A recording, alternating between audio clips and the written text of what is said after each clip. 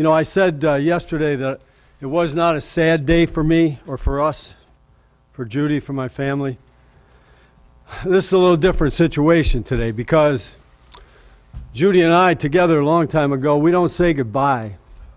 We just say next time. And that's really what I'm trying to convey here today as well. It's been an honor and a privilege for me to be the 16th head coach of the New York Giants. It's something you only dream about as a kid. I mean, there's no way it can possibly happen. I'm from a little town in Waterloo, New York, up the way here. 5,000 people. And black and white television when I was a kid, watching the Giants and the Browns. That's about the only two teams we could get. And and so for me to stand here as the 16th head coach of the Giants at the conclusion of a 12-year term, it's quite an awesome experience, to say the least. I want to thank John Mara, Steve Tisch, John Tisch, I see Lori's here as well, the Tisch family, for their support and for their trust throughout all these 12 years. For 15 years, I've been a coach of the New York Giants.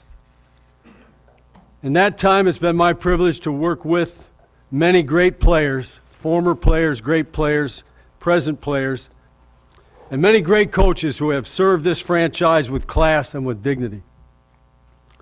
During this tenure, I'm proud to say that I've been a member of 3 Super Bowl championship teams. I want to recognize General Manager Jerry Reese and the personnel staffs, the pro personnel with Kenny Sternfeld, the college with Mark Ross. I want to thank my co-workers. How do you work someplace for 12 years and not have amassed an amazing number of friends? These people are all my friends. And they share the highs and the lows. This whole franchise rises and falls with the success of our football team, which is the way it should be. And we all bleed blue together. I want to thank Pat Hanlon, our Vice President of Communications, whatever title he goes by. Sometimes I'm not too sure about that, but Pat has been by my side through everything. In 2006, he was right there, and as a matter of fact, he deserves all the credit in the world for maneuvering that path through ownership and everybody else to be able to come back in 2007, and of course 2007 speaks for itself. I want to recognize our present coaching staff because I think it's important that people know who these guys are and what a commitment they made to this team, their sacrifices, their families, and what their families have done, and how loyal they've all been to the New York Giants. Special teams, Tom Quinn and Larry Izzo. Strength and conditioning, Jerry Palmieri, Marcus Paul, and Joe Danos. On the defensive side of the ball, Steve Spagnola, Robert Nunn, Jim Herman, David Merritt, Tim Walton, Robbie Leonard. Offensively, Ben McAdoo, Pat Flaherty, Mike Sullivan, Sean Ryan, Kevin Gilbride, Craig Johnson, and Ryan Roeder. I want to recognize my upstairs team. Kim Colby. Kim's educated every head coach since Ray Perkins. So I guess and Kim has a way about her, she can let you know exactly how she feels without pulling any punches, which is the way most of us around here want it. I want to recognize again a couple of young men who are right by my side in everything that we do upstairs as directed to my coming downstairs and meeting with my team. And that is Chris Pridey and Ed Triggs. And those 2 young men have done an exceptional job over the years helping all of us prepare our football team. Mike Mysteri, John Berger. I put Ed and Joe Skiba upstairs because they have lunch with the owners. They might as well be called part of my upstairs team. That's exactly what they are. And then to recognize Ronnie Barnes and his medical staff, Ed Wagner and equipment staff, Dave Maltese and video.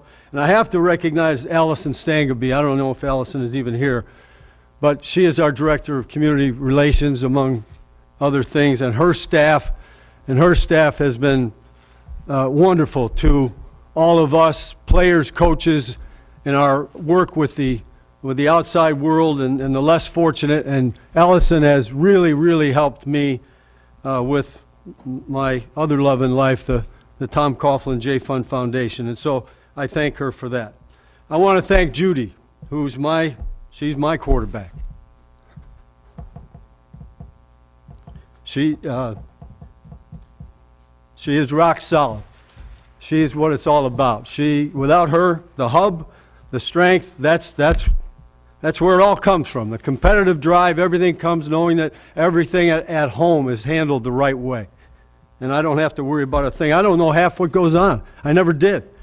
I'd come in the house and everything was great. Nothing was ever wrong. And then later on I'd find out that Tim did this, Tim did that, or whatever he might have done. But I suppose that's kind of the way it's supposed to be. And then I want to recognize our 4 children, Kelly, Tim, Brian, and Kate. I know Kate's not here. She's in a delicate condition right now. But I want to recognize our kids because, again, the support coming from them, they are the ones. I mean, they know everything.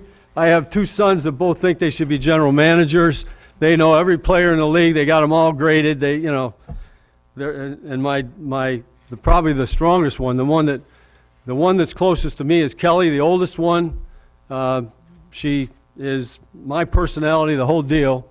And then the youngest one is the one that gets it all going and makes everything happen, and she always have love of family, et cetera, and that's my daughter Kate. So I just want those people to recognize. Then I want their spouses recognized. Chris Joyce, Andrea, Susie, that's Tim and Brian's wives, and Chris Snee, my son-in-law, who also just happens to be one of the greatest players in the history of the New York Giants. And then the 11 beautiful grandchildren. And anybody that missed that one now, I look up, I didn't know they were going to be there in these sweatshirts the other day, and that's another Kate deal. So I came down the tunnel to go out to the field, and I see these blue sweatshirts running around, and up the attack comes to the 11 grandchildren, and then when we went out on the field, we were down warming up, and I look, and here they come, marching. They got them marching down the sideline. So to Mr. Mara and Mr. Tisch, you may not have seen the end of that team now. If there's a couple of them on there you better keep your eye on going forward, for sure. I also want to recognize the extended New York Giant family. The Giants are a family, but the extended New York Giant family are our fans. And our fans have been fabulous for us. I mean, I don't follow social media, but what's going on social media right now is in regards to people trying to recognize me and our family, et cetera, has just kind of blown me away. But to our fans, thank you very much. Thank you so much for your support, including the one guy that sits up here in the tunnel that, you know what, this guy never did quite get my name straight. A lot of different names he called me, but he doesn't quite have it and never did quite get it right. But I do say thank you to the fans. So what's next for this guy Coughlin? Well, I don't know exactly what is next for me, but I do know that in this time we will devote a lot of our energy to the J Fund Foundation, to specifically the Be There campaign, which we have promised the New York, New Jersey area. We have promised that the J Fund would be here in perpetuity. And we have launched a great campaign. Our goal is $10 million. We're at $6 million. I think we can possibly make that. We're going to have to work hard right now. I won't be in that chair anymore, but I hope people will understand that. We are there to help families who have children with cancer. And that's what we do. We have no other alternative. We are one of the best managed, best run. We have no expenses, et cetera, of any organization anywhere. And this Be There Forever campaign is something that we've devoted ourselves to. I've made the pledge that we're going to get it done. If I have to walk the streets of New York, we will get it done. In professional football, the goal is to win. We all know that. It is a bottom line profession. We understand that completely. But my contention is, and when I first brought this up was with our 07 team, my contention is there's a higher ground. There's a greater purpose. That purpose is team. It is the team concept. Winning, losing, playing hard, playing well, doing it for each other, winning the right way is a very, very important thing to me and to all of our coaches. That's what motivates and inspires us. Championships are won by teams who love one another, who enjoy and respect one another, and play for and support one another. In the NFL, it's important to all 32 owners, to all coaches, whether they be young or old, to realize that we have an obligation to teach these young men the lessons, the principles, and the life skills that they will need once their professional careers are over. And they are short-lived, by the way. And while it is the job of the head coach to get the technical football right, obviously that's why we get hired, to make sure the X's and O's are efficient and that the players have a great plan, and that plan allows them to go forth and have a chance to win games. It is our duty to equip these men with the virtues that will last a lifetime. The values like honesty, trust, responsibility, respect, service, and integrity. Those are the things that we teach in addition to the football. And you see these gentlemen here in the crowd, in this crowd that have played for this organization, they represent what I'm talking about. Not just winners on the field, but better yet, winners in life. People you can be proud of. You like these people for your next door neighbor. That's how important it is to me. John Wooden said, reputation is what others think of you. Character is who you really are. Character. We try to develop the character of each man who walked through these doors. Character is what endures. What has become extremely important to me as I've grown in this position is relationships. Relationships have become the primary objective in my career. I still have a hard time when former players, guys who, we've battled together, they've been corrected, I've been mad at them, they've been mad at me, and so on and so forth. And after a year or two, sometimes not even that long, they walk up to me and say, I love you, Coach. And when that first happened to me, I didn't know how to respond. I was like, whoa, wait a minute. This is that big old tough guy business. You're not supposed to be able to say that and do that. But I can tell you right now, it has become the source of drive for me, is that when our players, whether they're in their career, after their career, when they come back to me and they say, Coach, I love you. And they follow that up by saying they become better men, better husbands, better fathers, better friends because of their experience having been a New York Giant. And while the 2 Super Bowl trophies right out here are incredible accomplishments, and I'm very proud of them, don't get me wrong, I believe it is the unbreakable bond between coach and player that defines me as a coach and any humble success that we might have had here as New York Giant coaches. And with that, I will see you all next time. Do I have to listen to any questions? I can't even. Injuries, Tom? Can we talk about injuries? We revolutionized the science department and we still got them. Well, if you could walk through that door there and on the other side is you at that 2004 press conference, what would you tell that guy? What would I tell him? I'd tell him to put his mouthpiece in when he's speaking to the media. That'd be one thing. No, I'd tell him he's going to work for a great organization and people that will support and back you, people that are real football people. That could be another lecture of mine for the National Football League, which I'll refrain from right now. But they are football people. And they don't panic every time there's a missed third down. Just after you go 6 and 10 twice.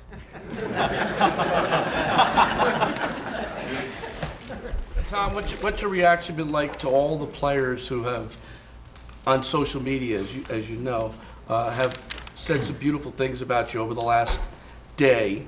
What is your feeling about those guys and what do they mean to you? Well, they all mean. Whether they participated in social media or not, they're all very, very special people in our lives because, side by side, we're hooked together for life. You know, the guys that were on the 07 team, you know, as I mentioned, Judy's my quarterback at home, Eli's my quarterback here. Period. 12 years.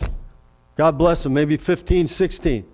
But we're bound for life at the hip. Yeah, it takes some accomplishment to get it done, but it's more about the sacrifice and the day in and day out grind, getting to know people, knowing who they are, how consistently they perform. How tough are they? How tough are they? We've lost a little bit of that in our game. I got a toothache, I'm out of the game. What? You got a what? A stiff neck. I got a stiff neck 24 hours a day, every day of my life. What the hell has that got to do with playing? Anybody else? Tom, are you a different person now and how so, than when you got here? I don't know if I'm any different. I've changed and I've grown and I've developed and I've learned, and you better do that or you're dead. So I've done that, and I'm better for it. I'm better for the experiences that I've had, and I'm better for the people that I've had a chance to coach and be with. I'm better for that. I'm better for the coaches that have been here, the great coaches. You know, I didn't mention Kevin Gilbride Sr. I didn't mention some of the guys, you know, Perry Fuel, who just went down the road and won the division in Washington. I didn't mention some of these guys. I can't cover everybody. And God, I hope I didn't leave anybody out from this organization. You did, Coach. Tom, your messages are so important. How will you remain involved in the game and with players, if at all? I will, somehow, some way, I will. Tom, have you My wife will not want me to be home longer than probably 48 hours. There's your coat, you know, don't you have someplace to go? have you extinguished your coaching flame, do you think? Not necessarily. Not necessarily. Tom, do you leave with any regrets? Yeah, sure, there's always regrets. If this was 7-9, I would have been in Mr. Mara's office, Mr. Tish's office, arguing like hell. How do you lose 6 games in 30 seconds and not be competitive? Your players play their, I will not swear, they play their tails off, you know? So if the right opportunity did come along... I didn't say that. I just said I'm not necessarily done with coaching. Thank you very much for asking. Anybody else? All right, Tom, Coach. what would your message be to Eli, who now faces tremendous change and possibly another offense? He can handle it all. He's done it before. He'll handle it again. He's extremely bright. He's extremely competitive. He's what you want a son to be made out of, because he thinks he's the reason. He's not the reason that I'm... Eli, it's not you. It's not you. It's us. We win, we lose together. Remember, when we lose, I lose. When we win, you guys win. That's the way it is. That's the game. I know what it is. I got the game. I got it. But what I would tell him, he's going to be right back in here in about 2 days, starting to work on next year, just like he always does. And that's never going to change. And God bless him for it.